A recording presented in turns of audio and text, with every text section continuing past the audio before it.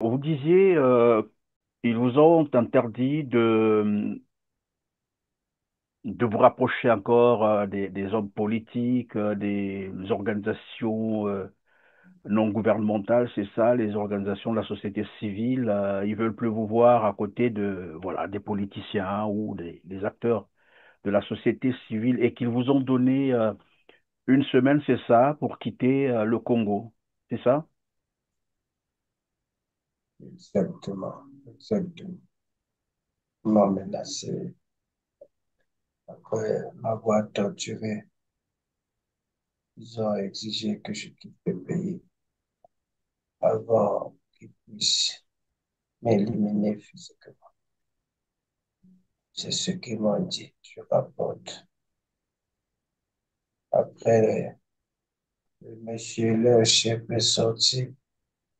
J'ai senti qu'il y avait un autre monsieur qui l'avait remplacé. Et c'est ce monsieur, quand il est rentré, j'ai senti qu'on m'avait piqué des seringues dans le corps. J'ai hurlé, il m'avait déjà piqué. Comme j'étais ligoté, il m'a introduit des seringues dans le corps, ils m'ont piqué. Je ne sais pas qu'est-ce qu'ils ont fait. Si, peut-être qu'ils m'ont tiré le sang, ils m'ont prélevé, je ne sais pas.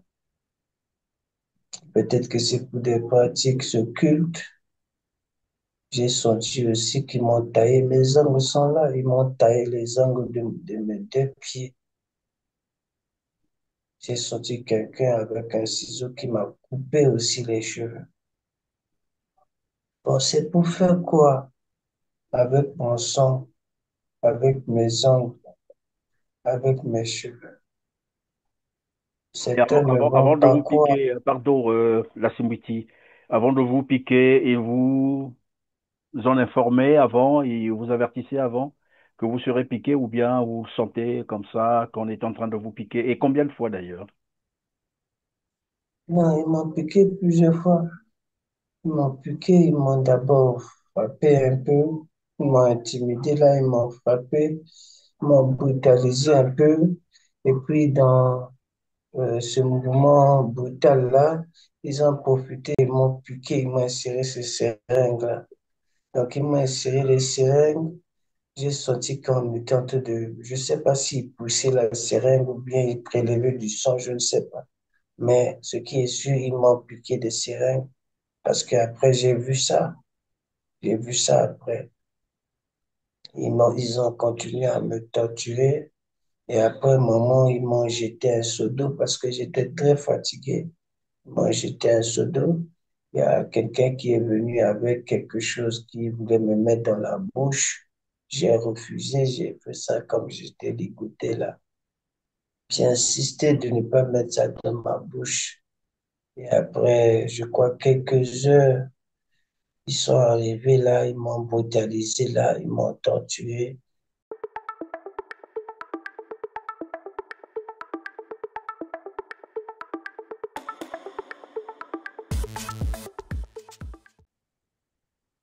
Bonjour, la Simwiti. Bonjour, monsieur Pleur. Merci d'avoir accepté de répondre à cette interview malgré votre situation très critique. Vous êtes président du parti Les Socialistes, un parti de l'opposition congolaise, le Congo-Brazzaville, bien entendu, pour bien sûr nuancer avec la RDC. Vous aviez été enlevé par les hommes armés, cagoulés, qui vous ont brutalisé, battu devant votre famille. Ils vous ont bandé les yeux et conduit dans une direction inconnue, séquestré pendant près de 10 jours avant de vous jeter dans un cours d'eau. Madou Koutiekele, c'est Apotopoto. Racontez-nous, que s'était-il passé concrètement?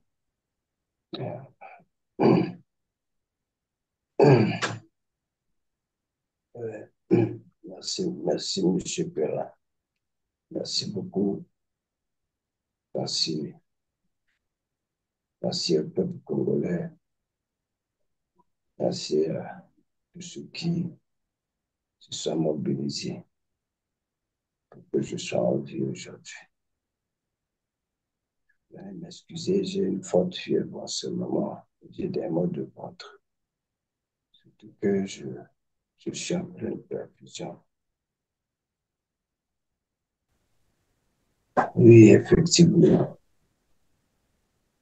Et pendant que vous allez Effectivement, continuer la Simwiti, vous avez dit, vous faites une forte fièvre maintenant. Et en dehors de la fièvre, qu'est-ce que vous ressentez encore? j'ai des maux de ventre très forts. Je fais des diarrhées. Aujourd'hui, j'ai fait plusieurs fois la diarrhée, par exemple. Plus de 10 fois, j'étais aux toilettes. Près de 10 fois. Je fais des diarrhées bizarres.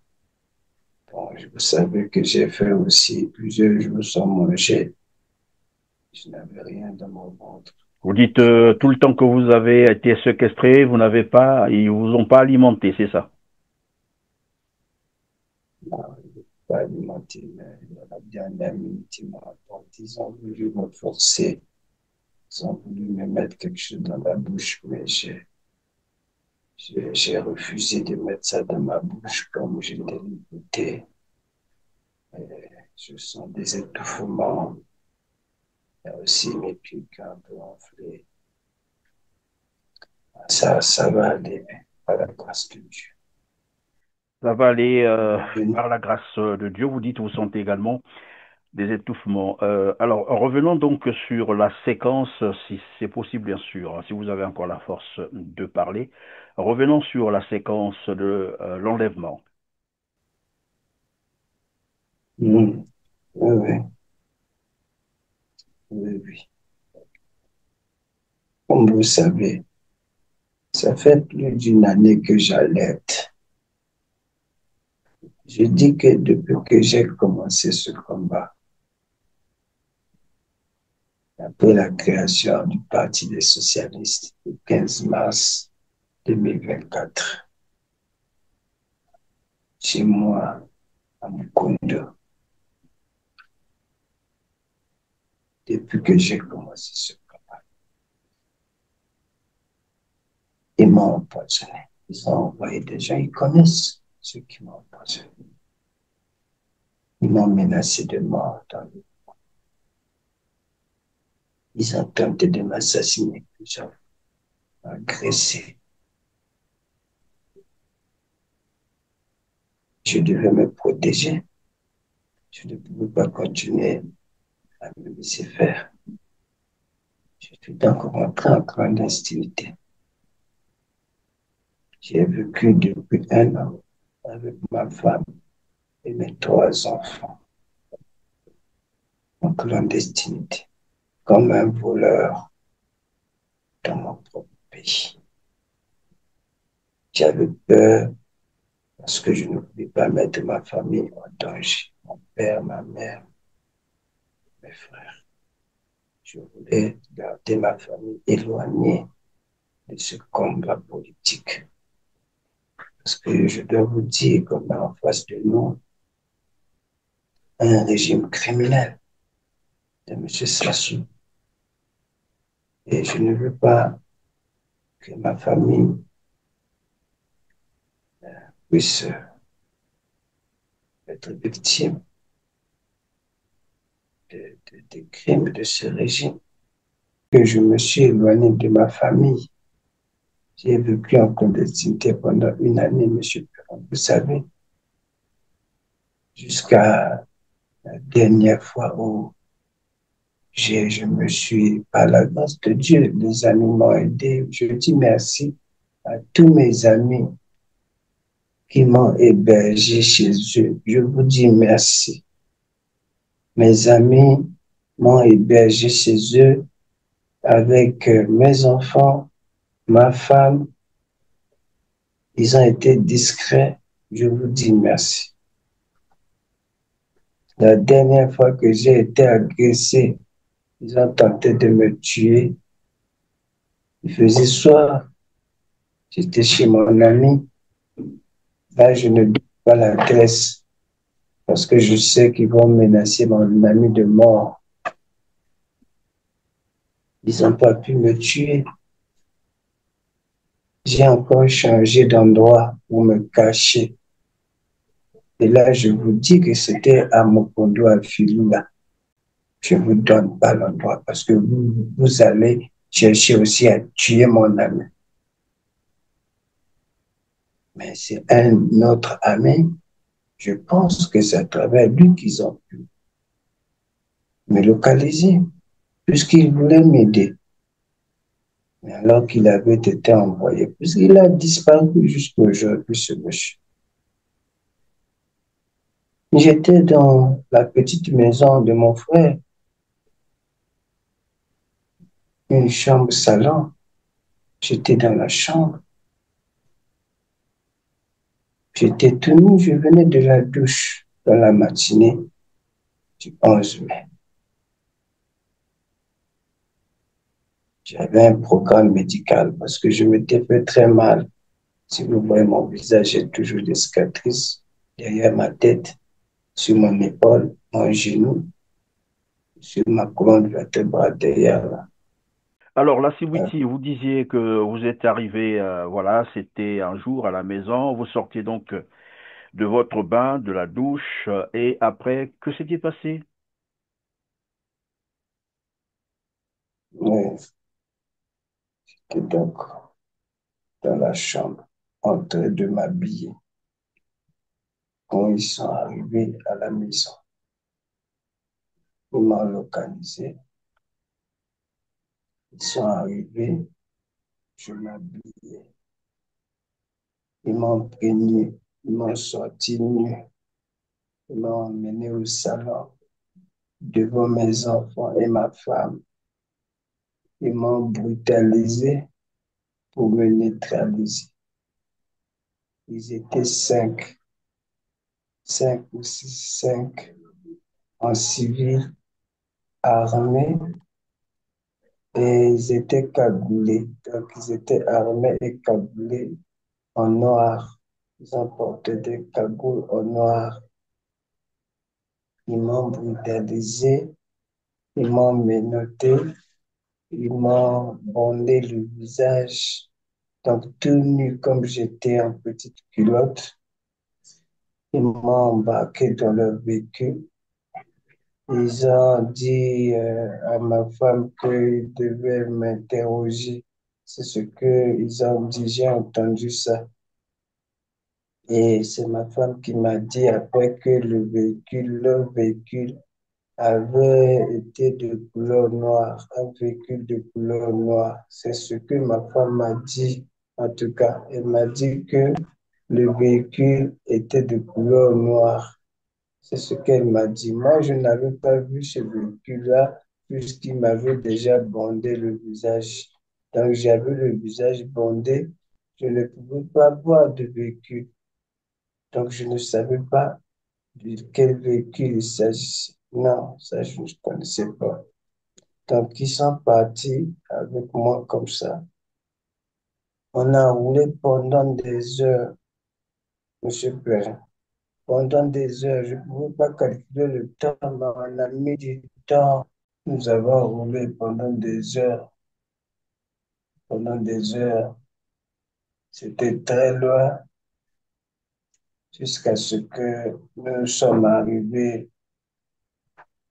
Ils m'ont mis dans une salle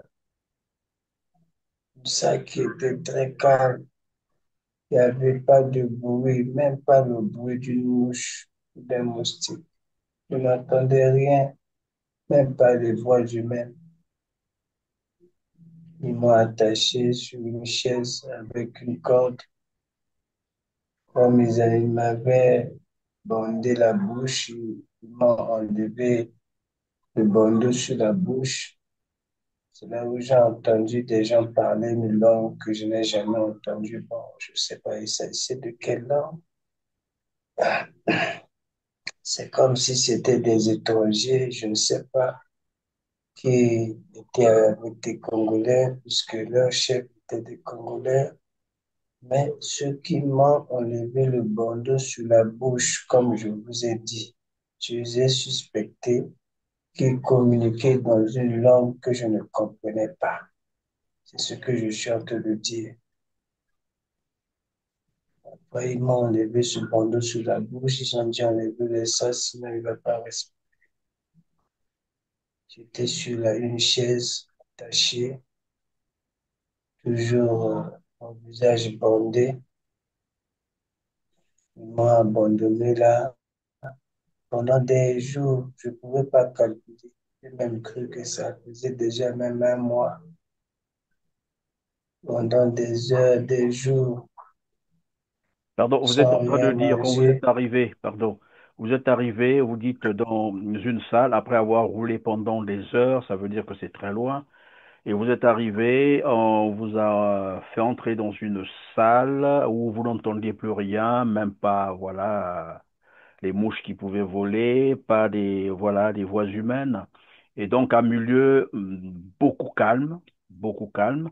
Et on vous a donc installé sur une chaise, on vous a attaché, ligoté sur, voilà, cette chaise. Et vous êtes resté sur cette chaise pendant tout le temps qu'on vous a séquestré, les 10 jours. Je suis resté là, je ne sais pas le nombre de jours.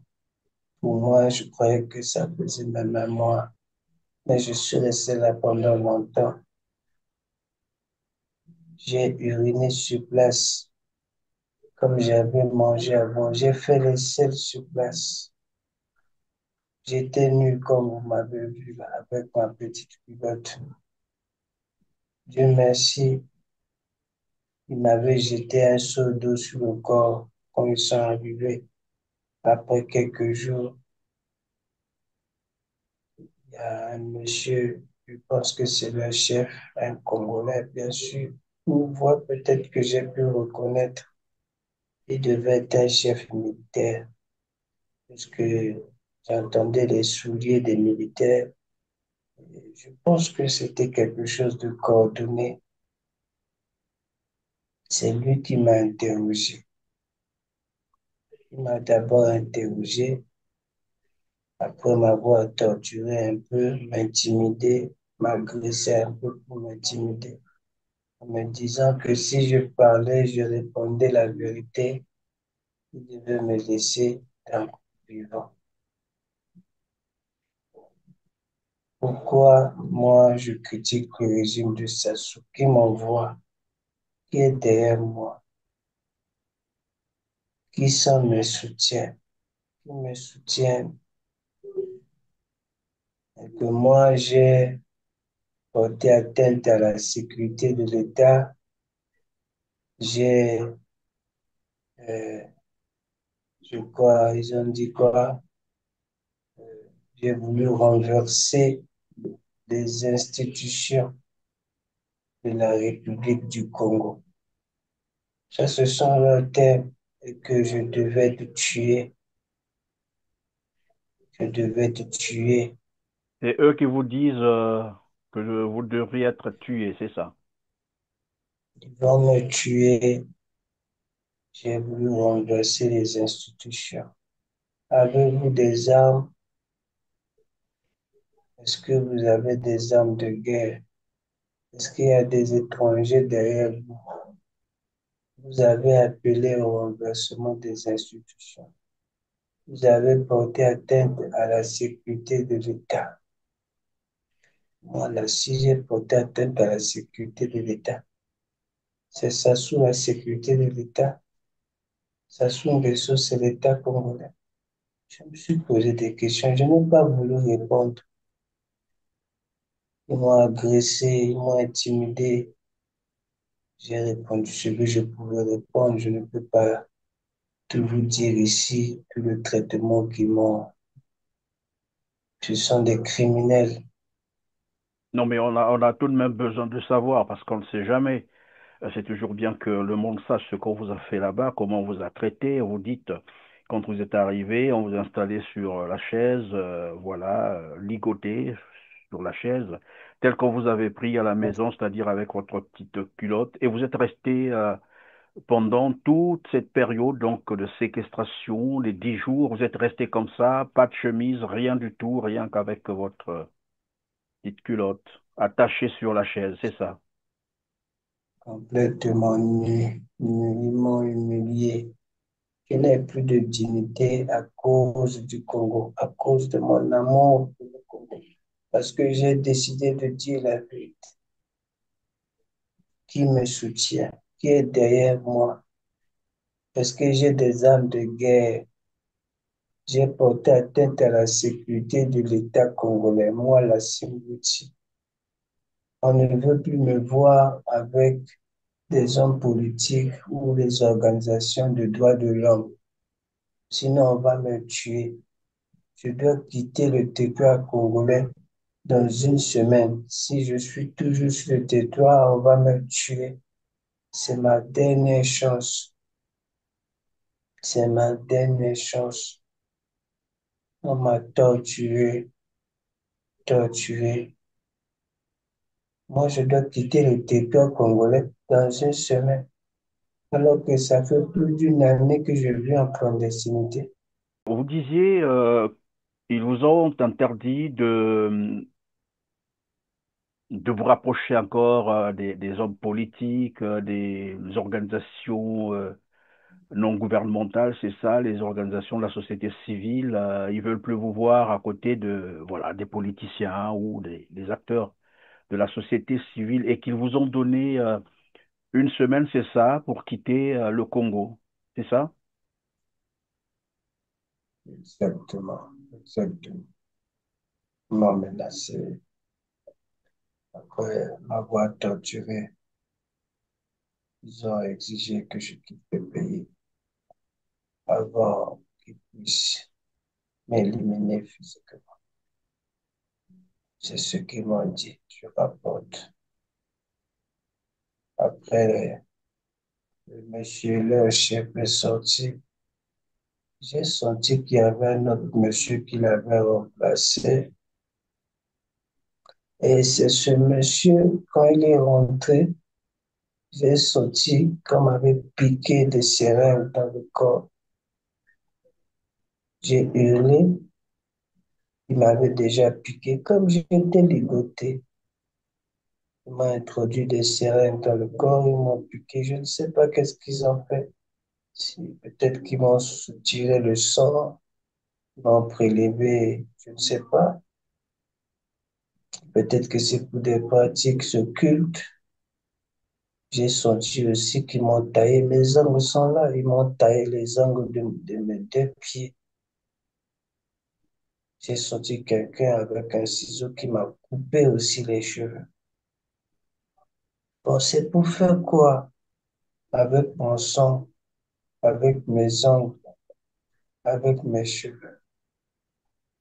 Et Certains ne vont avant de pas vous croire. piquer, pardon, la Simbiti, avant de vous piquer, ils vous en informaient avant, ils vous avertissaient avant que vous serez piqué ou bien vous le sentez comme ça qu'on est en train de vous piquer. Et combien de fois d'ailleurs? Non, ils m'ont piqué plusieurs fois. Ils m'ont piqué, ils m'ont d'abord frappé un peu. Ils m'ont intimidé là, ils m'ont frappé. Ils m'ont brutalisé un peu. Et puis, dans ce mouvement brutal-là, ils ont profité, ils m'ont piqué, ils m'ont inséré ces seringues-là. Donc, ils m'ont inséré les seringues. J'ai senti qu'on était en train de, je ne sais pas s'ils poussaient la seringue ou bien ils prélevaient du sang, je ne sais pas. Mais ce qui est sûr, ils m'ont piqué des seringues parce qu'après, j'ai vu ça. J'ai vu ça après. Ils ont continué à me torturer. Et après un moment, ils m'ont jeté un seau d'eau parce que j'étais très fatigué. Moi, j'étais un seau d'eau. Il y a quelqu'un qui est venu avec quelque chose qui voulait me mettre dans la bouche. J'ai refusé, j'ai fait ça comme j'étais dégoûté là. J'ai insisté de ne pas mettre ça dans ma bouche. Et après, je crois quelques heures, ils sont arrivés là, ils m'ont brutalisé là, ils m'ont torturé. Et puis, il y a leur chef qui est arrivé, ils m'ont mis dans le véhicule. Nous avons roulé plusieurs heures, plusieurs heures. Et je me suis retrouvé donc à Madougou de Poto, là, le Madougou qui va vers la ville, là où il y a plein d'herbes au coin, là, c'est là où ils m'ont abandonné dans cette rivière-là. Donc, ils m'ont laissé là, j'étais tout nu. Il il faisait tard la nuit. Il faisait tard quand trois jeunes hommes passaient. Bon, ils étaient trois, mais il y a deux qui m'ont sauvé. Un croyait que j'étais fou. J'étais un fou. Ils m'ont pris toute ma dignité. J'étais un fou. Mais filmé pour encore à l'hôpital.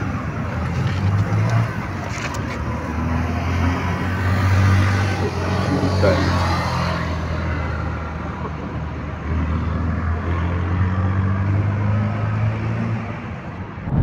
Comme Monsieur Mongala a dit, j'ai vu sur les réseaux sociaux, je ne suis rien. Je ne suis rien. Et grâce à ces deux jeunes-là, j'ai pu avoir la vie sauve. Ils ont appelé mes proches collaborateurs, mes confidents qui sont venus me chercher. Ils ont promis de garder le secret parce qu'après, ils ont découvert qu'il s'agissait bien de moi. Ils ont découvert, ils ont promis, m'ont encouragé. J'ai dit merci, vous m'avez sauvé la vie. Je garde ces deux Congolais dans mon cœur. Et je le dis encore ici, merci à ces deux Congolais qui m'ont sauvé la vie. C'est comme ça que j'ai pu rejoindre ma petite famille dans la cachette où je les avais parce qu'ils étaient provisoirement quelque part. Et après, nous avons encore bougé pour être là où je suis en ce moment actuellement. J'ai rejoint ma famille. Je n'avais pas mangé, j'étais fatigué. Avec toutes ces tortures-là, j'ai commencé à vomir. J'ai commencé à avoir des maux de ventre. Jusqu'à maintenant, ce n'est pas encore parti. J'ai commencé à avoir des étouffements. Des étouffements, je ne respire pas bien. Je sens, c'est comme si il y a une boule dans ma gorge ici, comme si j'ai une boule. Donc, si je marche quelques mètres, je me sens un peu essoufflé. C'est comme si, voilà, il me manque un peu l'oxygène là. C'est ce que je ressens. Et bon, les gens réagissent de partout, hein. C'est comme ça que j'ai fait venir mon grand qui est médecin, qui a beaucoup aidé ma famille. C'est lui qui est venu. Il m'a administré mes promesses. Je suis là sur perfusion. C'est là, j'en ai plus combien? Ça, ce ne sont pas des perfusions. J'en ai ici, j'en ai plus. Il est venu, il a pris soin de moi, il m'a donné des antibiotiques, des perfusions. Même si pour l'instant je l'ai dit, pour des raisons de sécurité, je ne sors pas. Depuis que vous avez regagné la maison, vous continuez à sentir les menaces.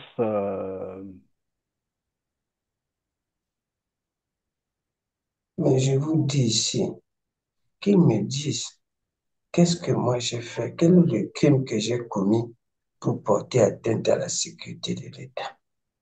J'ai commis quel crime? Qu'ils me disent, je ne suis pas un voleur, je ne suis pas un criminel.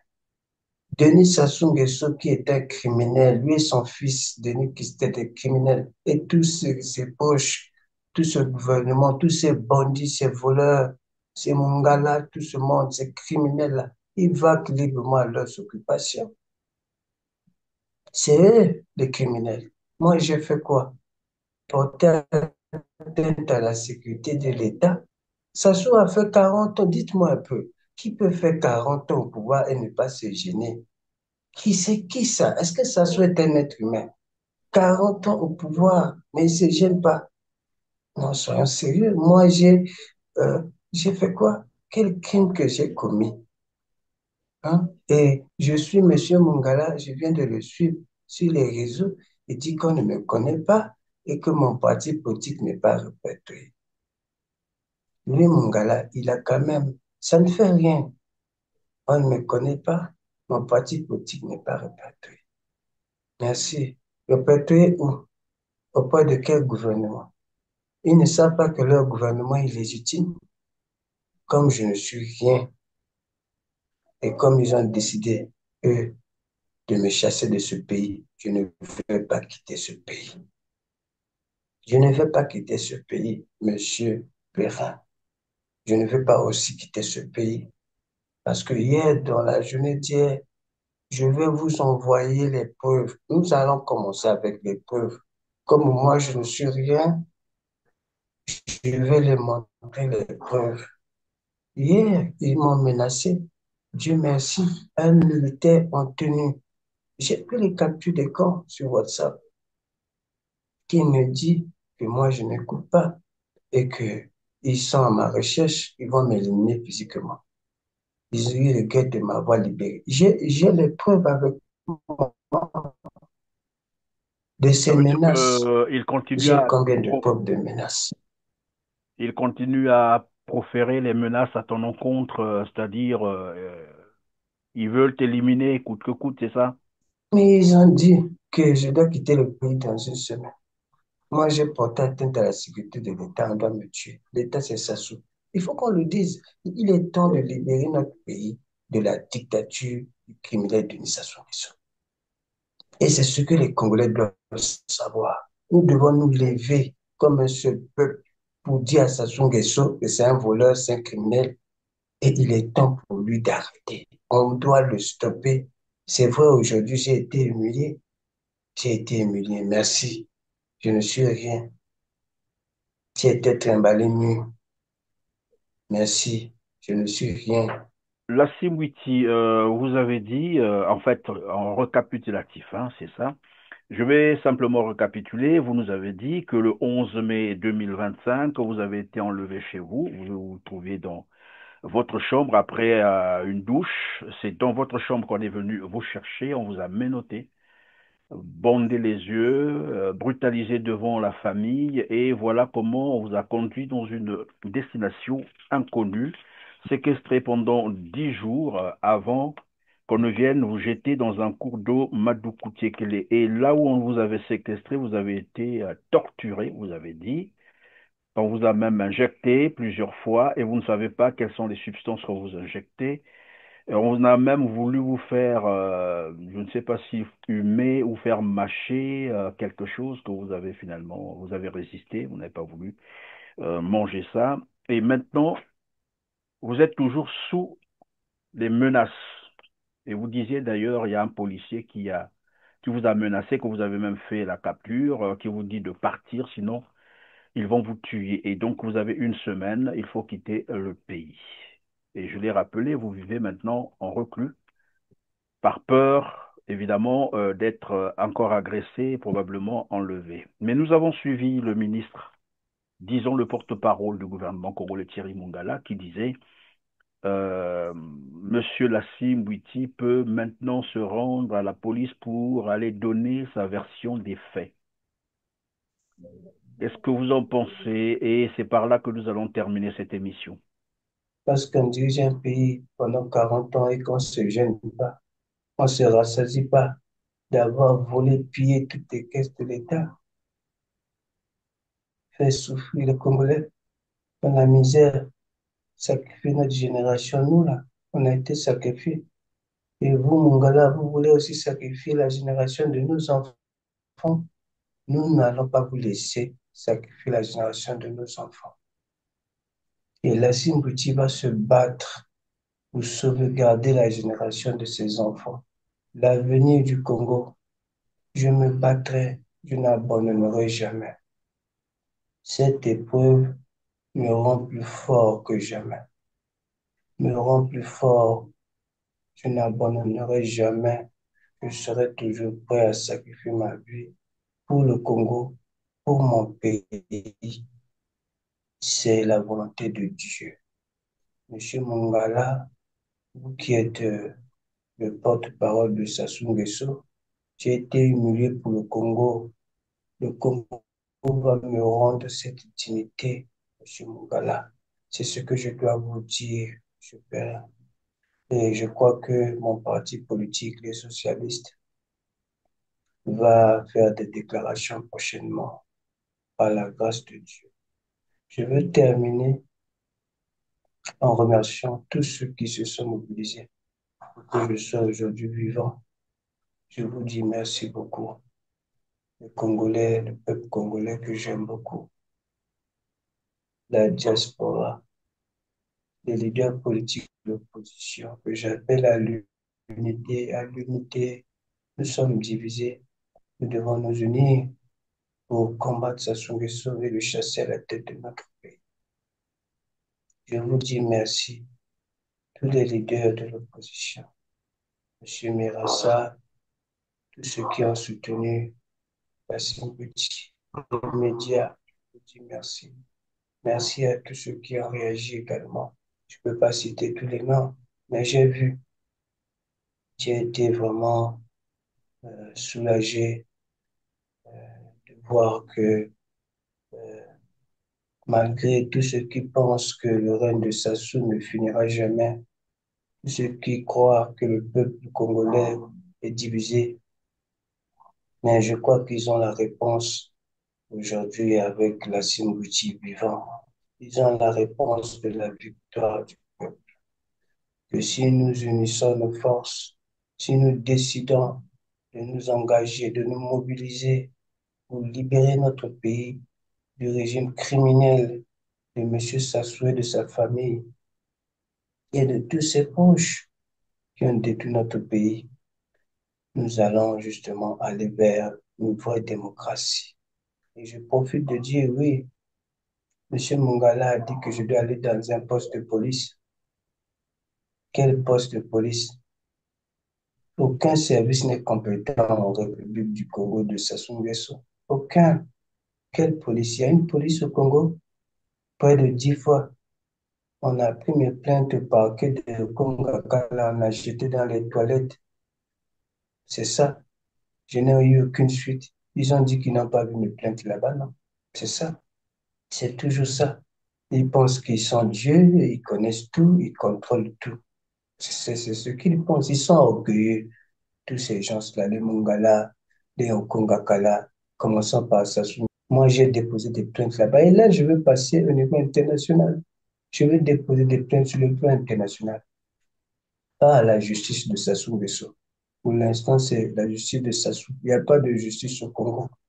Vous avez vu le traitement que j'ai reçu. Le Congo de Sassou Nguesso est un Congo injuste. Et nous devons balayer tous ces criminels-là. Nous devons balayer notre pays des injustices afin de construire un nouveau Congo. Je me soigne avec mon médecin personnel et je sais que Dieu va me garder. Même si je meurs demain, les Congolais vont me dire merci un jour. Et il y aura d'autres Lassine Bouti qui vont continuer à se battre contre les injustices, contre tous les régimes injustes en République du Congo, comme les socialistes qui ont pour objectif de combattre tous les régimes injustes, pas seulement Sassou. Même demain, s'il y a un autre président qui arrive, on va le combattre s'il est injuste. C'est ça notre objectif, le Congolais. Et je vous promets que je n'abandonnerai jamais. J'aime le Congo, j'aime les Congolais, je vous aime et je suis prêt à me sacrifier, comme vous avez vu pour le Congo, pour mon pays que j'aime autant, pour les Congolais que j'aime. Je vous aime, j'aime tous les Congolais partout où vous êtes. Et j'ai fait ça malgré les douleurs que je sens en ce moment. Parce que je vous aime, j'aime mon pays et je suis content de voir aujourd'hui que nous sommes en train de changer, que nous allons vers des nouvelles mentalités. C'est la fin bientôt du régime dictatorial, du criminel Sassou Nguesso et de tous les voleurs qui l'entourent. Vive le Congo, libre et uni. Vive la fin du régime dictatorial de Sassou Nguesso. Merci, Lassim Witi. Je rappelle que vous êtes président du Parti Les Socialistes, un parti de l'opposition congolaise, le Congo, Brazzaville. En tout cas, merci d'avoir pris tout ce temps, de nous avoir accordé votre temps, bien qu'étant dans une situation tout à fait difficile, une situation, j'allais dire, les conditions de santé très précaires. Mais merci de nous avoir accueillis, merci de nous avoir répondu, mais surtout d'avoir pris ce courage de parler aux Congolais. Nous vous souhaitons donc prompt rétablissement et donc à très bientôt. Merci, monsieur. Merci.